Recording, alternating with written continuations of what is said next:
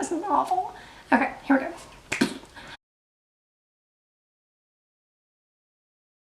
You're gonna have to excuse this rat's nest that I've got on top of my head today.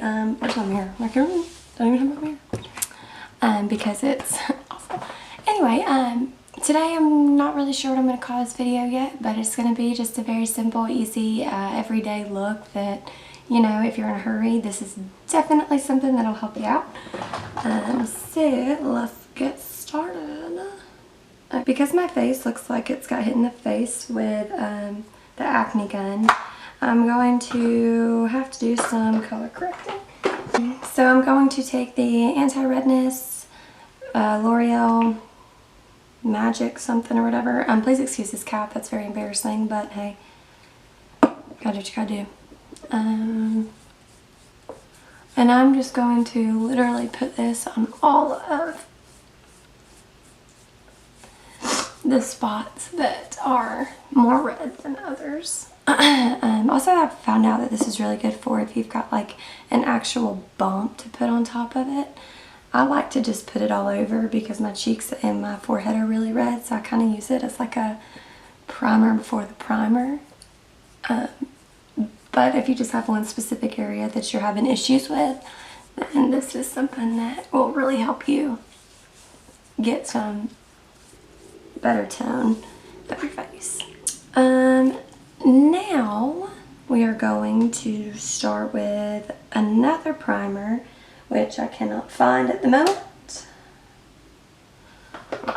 Here we go. It is the Professional by the Balm, or no, I'm sorry, Benefit Pro Balm to minimize the appearance of pores. This is literally my second bottle of this, so I'm absolutely obsessed with it. Also, a dupe for this would be the Baby Skin by Maybelline, and this thing is awesome. And I actually think I might have to use that one because this is out. So, just kidding. I'm going to use the Baby Skin to get rid of these awful pores that I have such an issue with. So if any of y'all have any like pore remedies or anything that, you know, really help minimize the look of pores, please leave it in the comment section below because I need the help. Thank you.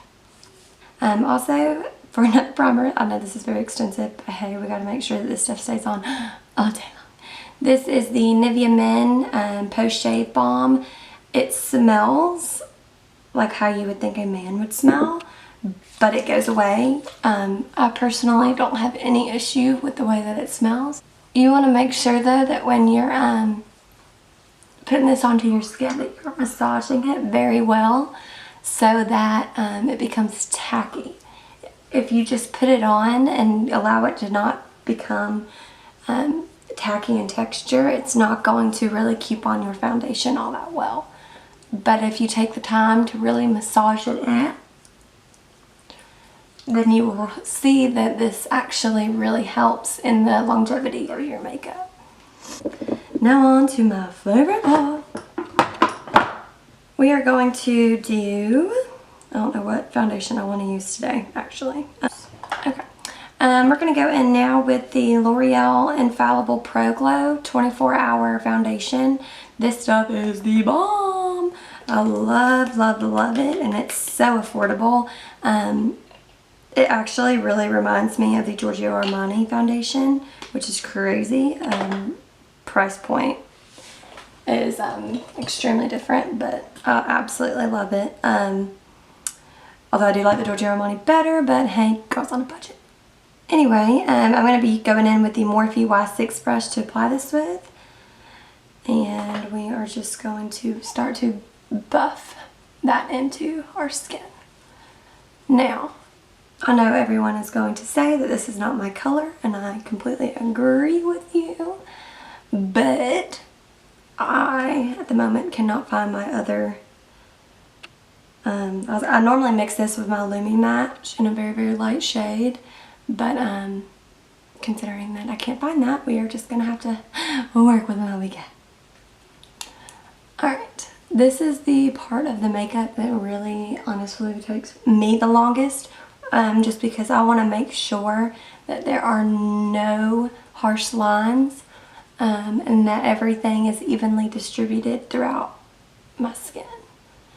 A lot of people don't take the time to actually sit down and really spend time on buffing their foundation into their face, and that is why a lot of people have such issues with the with it looking cakey. And also it helps with how long your makeup stays on, with how long you work on buffing that into your skin. So I'm just going to continue to buff.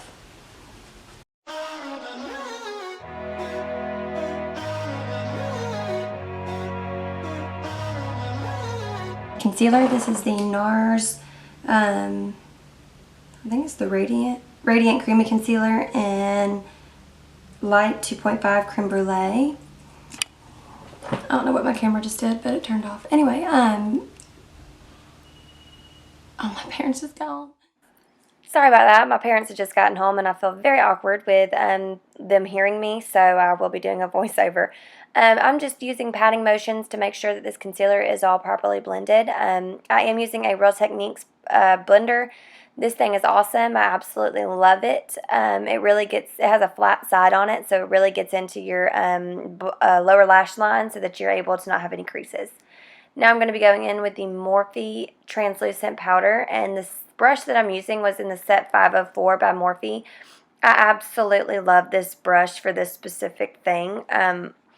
It really is easy to use, and it's got the perfect shape to be able to get into the corner of your eyes. Also, I am not swiping. I know you just saw me do it, but that is only because I'd already had that first base of powder. If you were to go in and start to swipe immediately, you would just take off the concealer. Now I'm going in with the NARS Pressed Powder in Beach, and I'll be using the Real Techniques Blush Brush. I love this brush specifically for this use.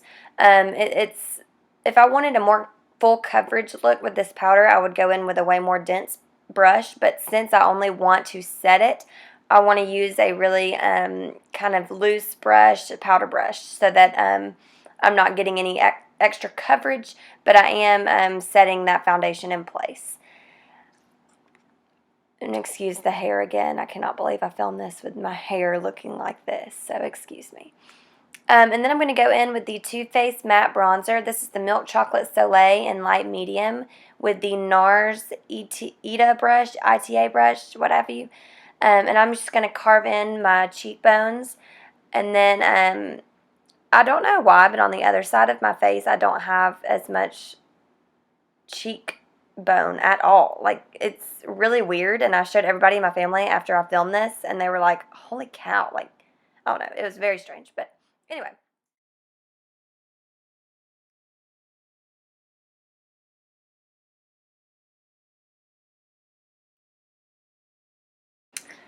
I am just going to continue to put the matte bronzer on my temples, and also I'm going to carve out my nose. Be careful that you're not putting the bronzer too close together on your nose, because the closer that the bronzer is on the two bridge sides of your nose, the skinnier it's going to make it. If you were to put it way too close together, then your nose would literally look like it has no definition to it, or it's too defined. Hopefully that makes sense. You never want your contour on your nose to be too prevalent, or it's not going to look natural. I'm going to just blend out all of this bronzer using the G36 brush by Morphe. Then I'm going to go in with the Bobbi Brown blush in Coral Sugar.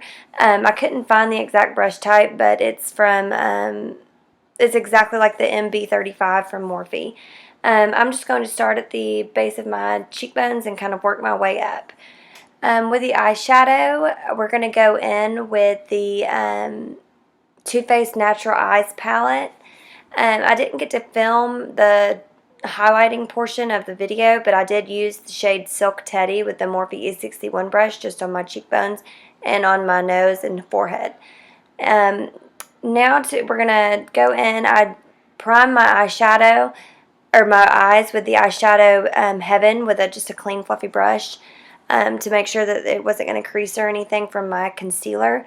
And then for the crease, we're going to go in with Nudie. This is the soft brown that is on the lower side, on the left side of the palette. It's the first brush, or first color we're going to go in with. All the white brushes that I'm using are from the set 707 Copper Dreams from Morphe. I used Nudie and Cashmere Bunny, just kind of made sure that those lines were all evenly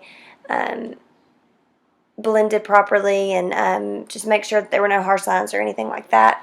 And as you can see now on the outer 1/3 crease of my eye, I'm going to go in with Chocolate Martini with the Morphe E17 brush, and we are literally just going to keep that on the outer portion of our eye so that it kind of creates more of a cat eye effect.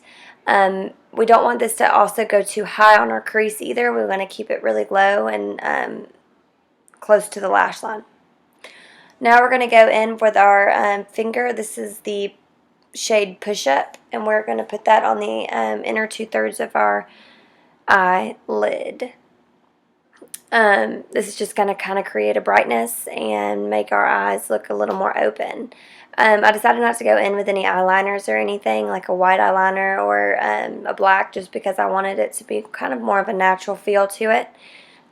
So this will do that job by opening up our eyes. Now I'm taking a brush and I'm just going to make sure that that is all even and blended together and not, you know, everywhere on my eyelid. Kind of keep it a little more controlled. Now we're going to go on our lower lash line. We're literally going to do the exact same thing. This is a Morphe E24 brush. We're going to dip into Nudie and Cashmere Bunny and blend those two together. And then we're going to take a very little bit of the Chocolate Martini and blend on the outside corners only. Now with the inner corner, we're going to take that Silk Teddy shade again with one of the set 707 brushes and just place that on the inner corner of our eyes. Just like so. I filmed my eyebrows off camera just because I wanted to save some time, but we're going to go in now with the Benefit Roller Lash. I absolutely am obsessed with this mascara. It really helps when you're trying to elongate your lashes and also separate them. No other lash, no other mascara has ever worked this way for me specifically. If I put too much of this stuff on, of any other mascara, it'll clump up really bad, but I've never had that issue with the Roller Lash. I decided not to go in with falsies either, just because I wanted to have a more natural look, if you will. Now I'm going in with the lipstick from Anastasia Beverly Hills. This is the Liquid Lip in Pure Hollywood. I felt like it needed a little something extra, so I decided just to put the Bobbi Brown and Pink Sugar 9 over top of it. I absolutely love this combination of lip colors together. It really just is kind of like your lips, but better. Then I'm just going to make sure that all of that is properly blended together, and the lip gloss and the lipstick come together evenly. Then I'm going to take the Urban Decay Makeup Chill Setting Spray and make sure this whole face is set. Thank y'all so much for watching. I really enjoyed making this video, and I hope that y'all enjoy it. Please don't forget to subscribe. Bye, guys.